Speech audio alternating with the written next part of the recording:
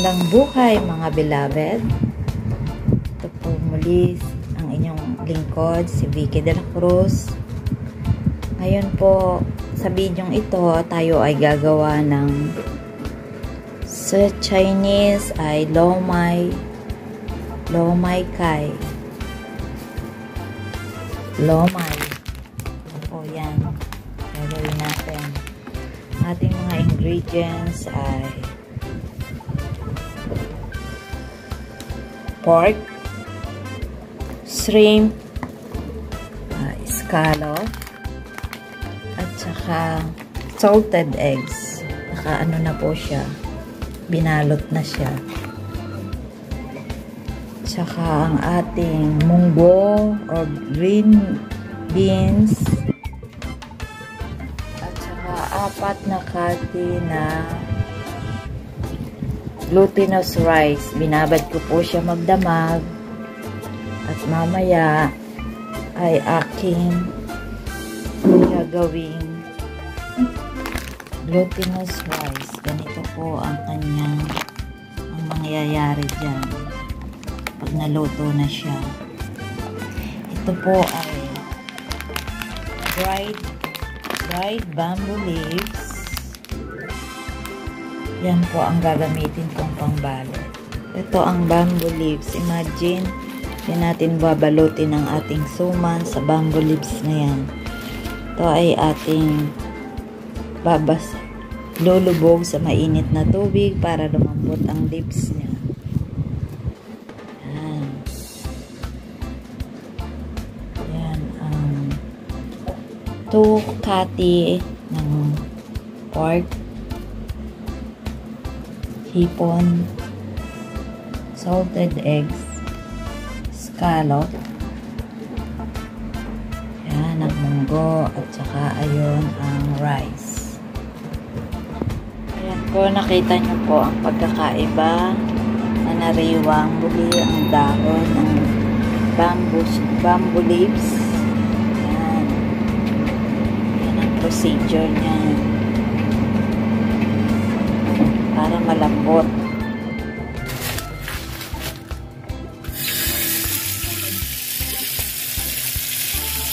Sisigasan natin ang ating mga dahon.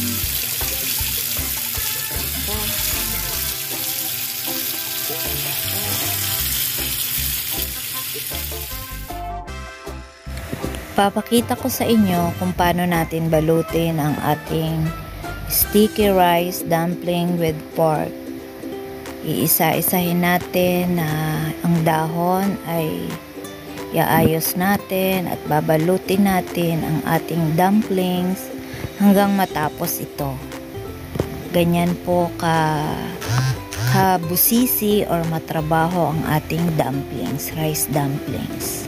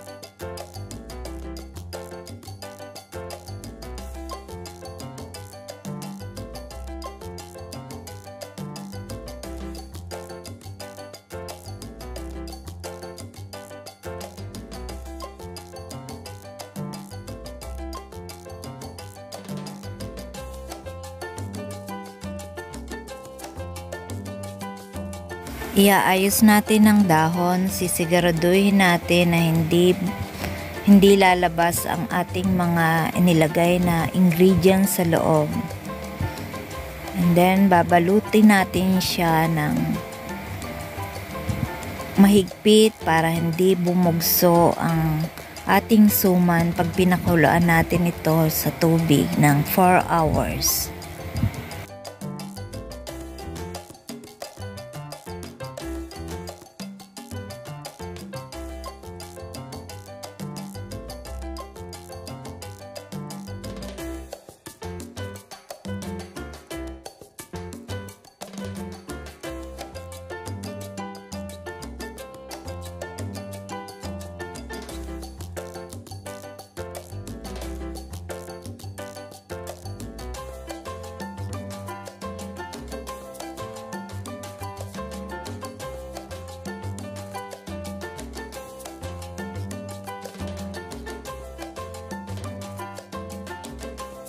There you go mga beloved, nang mabalot natin ang suman, ito po ang finished product niya. Yan na po ang ating nagawa na suman. Kulang pa yan. Tapos, luluto pa ng pagkain si Inday. Nagpapaligsahan ang ating nakakaluta na suman.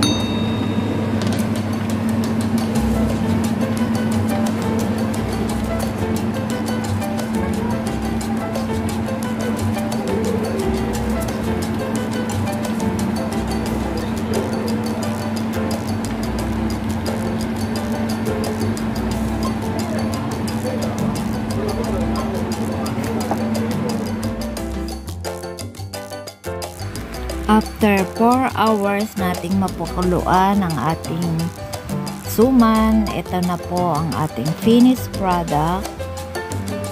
Yan na siya. Enjoy eating!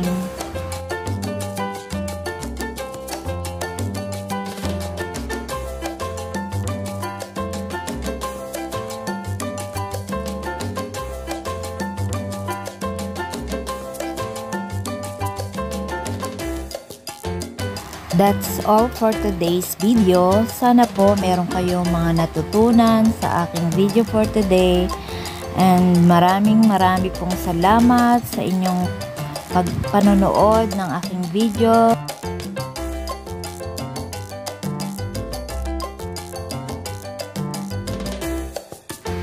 Kung di pa po kayo nakasubscribe sa aking channel, please subscribe and hit the notification bell para po updated kayo sa mga susunod ko pang video. Bye! God bless us all. Thanks for watching. See you on my next vlog.